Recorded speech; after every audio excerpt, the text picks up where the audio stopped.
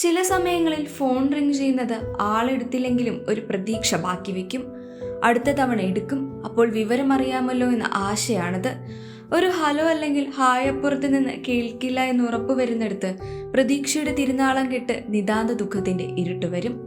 കലാപത്തിന്റെ വേദനയും അരക്ഷിതാവസ്ഥയും പാലായനവും എല്ലാം അതിജീവിച്ച് ജീവിതത്തിന്റെ പച്ചപ്പിലേക്ക് പതുക്കെ കണ്ണുനട്ടിരിക്കുകയായിരുന്ന 2 മണിപ്പൂർ സ്വദേശികളുടെ വീട്ടിൽ ഇപ്പോൾ ഇരുട്ടാണ്.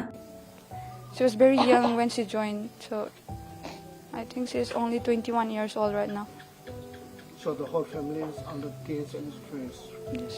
उस टाइम में बचने से मेरा किस्मत का बात है, मेरे लिए और मेरे बेटी के लिए, हमारे सब परिवार के लिए ये भगवान का इच्छा है. अब तो अभी तो सुना है कि कोई एक भी नहीं बचा है.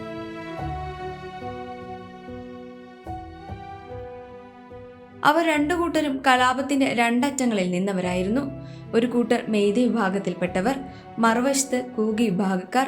കലാപകാലത്തും ഇപ്പോഴും അവരുടെ വേദനയ്ക്കും നഷ്ടങ്ങൾക്കും പക്ഷെ വേർതിരിവില്ല. അഹമ്മദാബാദ് വിമാന ദുരന്തത്തിൽ മരിച്ചവരുടെ കൂട്ടത്തിൽ വിമാനത്തിൽ ജീവനക്കാരായ 2 മണിപ്പൂർ സ്വദേശികളും ഉണ്ടായിരുന്നു. ങ്ങാങ്തോയ് ശർമ്മയും ലമുനന്തം സിംഗ്സനും. ങ്ങാങ്തോയ് മെയ്തേ വിഭാഗക്കാരിയാണ്, തൗബൽ ജില്ലക്കാരി.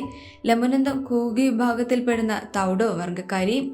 ആദ്യം താമസിച്ചിരുന്നത് ഇംഫാലിൽ മെയ്തേ വിഭാഗക്കാർ കൂടുതലുള്ള പ്രദേശത്തായിരുന്നു. കലാപം തുടങ്ങിയതോടെ കുടുംബം ജീവനും കൊണ്ടോടി.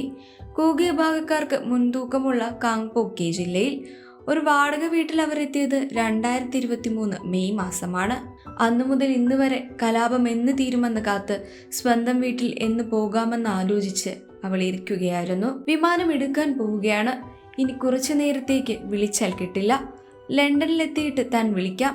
മകൾ ഫോൺ വച്ച് അല്പസമയത്തിനകം തന്നെ ടെലിവിഷൻ ചാനലുകളിലെ ബ്രേക്കിംഗ് ന്യൂസുകളുടെ രൂപത്തിൽ ലോകം കീഴ്മേൽ മറിക്കുന്ന വിവരമെത്തുമെന്ന് ങ്ങാങ്തോയുടെ കുടുംബം സ്വപ്നത്തിൽ വിചാരിച്ചിരുന്നില്ല.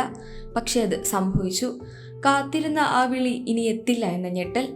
3 പെൺമക്കളിൽ 2ാമത്തവളായിരുന്നു ങ്ങാങ്തോയ്. ബിരുദ പഠന കാലത്ത് ക്യാമ്പസിൽ നടന്ന കരിയർ എക്സ്പോയിലൂടെയാണ് ജോലി കിട്ടിയത്. 2023 എയർ ഇന്ത്യയിൽ. വിമാന അപകടങ്ങളെക്കുറിച്ച് ഓർത്ത് പേടിക്കുമെങ്കിലും ആകാശങ്ങളെ സ്നേഹിച്ചിരുന്ന പെൺകുട്ടി. എയർ ഇന്ത്യയിലെ മറ്റ് മണിപ്പൂരി സഹപ്രവർത്തകർക്കൊപ്പം മുംബൈയിലായിരുന്നു താമസം. ലമുനന്തം എയർ ഇന്ത്യയിൽ ജോലിക്ക് കയറിയിട്ട് 1 കൊല്ലമേ ആയിരുന്നുള്ളൂ. അച്ഛന്റെ അകാല വിയോഗത്തിനു ശേഷം അമ്മ ചിറകിനടിയിൽ കാത്തു വളർത്തിയ 3 മക്കളിൽ ഏക പെൺതരി. സ്വന്തം വീട്ടിലേക്കുള്ള തിരിച്ചുപോക്കിന് കാത്തിരുന്ന ആ അമ്മയുടെ ഏറ്റവും വലിയ ബലം അതാണിപ്പോൾ ഇല്ലാതായത്. കലാപത്തെ നേരിട്ട് സ്വന്തം നാട്ടിൽ അഭയാർത്ഥിയായതിന്റെ വേദനയെ അതിജീവിച്ച ആ അമ്മയ്ക്ക് ഇതെങ്ങനെ താങ്ങാൻ കഴിയുമെന്ന ആശങ്കയിൽ പ്രദേശവാസികളെല്ലാം ആ വീടിന് കാവൽ നിൽക്കുന്നു. ആ 2 പെൺകുട്ടികൾക്കൊപ്പം ജീവൻ പോയ മറ്റൊരു ക്രൂവംഗമുണ്ട്, റോഷ്നി രാജേന്ദ്ര.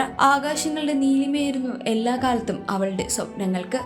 ആകാശം അവളെ സ്നേഹിച്ചിരുന്നെന്ന് ഉറച്ചു വിശ്വസിച്ചിരുന്ന റോഷ്നിയുടെ ഇൻസ്റ്റാഗ്രാം പേജിനും അതായിരുന്നു പേര്, സ്കൈ ലവ്സ് ഹർ.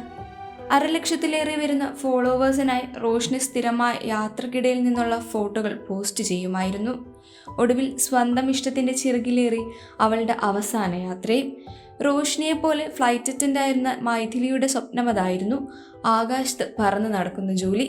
സാമ്പത്തിക ബാധ്യത നോക്കാതെ അവൾക്കൊപ്പം നിന്ന് പഠിപ്പിച്ച് പറത്തിവിട്ട അച്ഛനും അമ്മയ്ക്കും ഇനി ആകാശം പോലെ അതിരില്ല ദുഃഖം മാത്രം ബാക്കി. സായ്നീത ചക്രവർത്തി എയർ ഇന്ത്യ ക്രൂ ആയിട്ട് അധികമായിരുന്നില്ല. ഗോ എയറിലായിരുന്നു ആദ്യ ജോലി.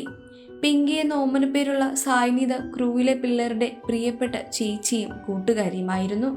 സീനിയർ ഫ്ലൈറ്റ് അറ്റൻഡായിരുന്ന ദീപക് പാതക് കുടുംബസ്ഥനായിരുന്നു. ജോലിക്ക് പുറപ്പെടും മുൻപ് എത്തിയിട്ട് വീട്ടിൽ വിളിക്കും, വിവരം പറയും, അന്വേഷിക്കും. ഇനി അതില്ല.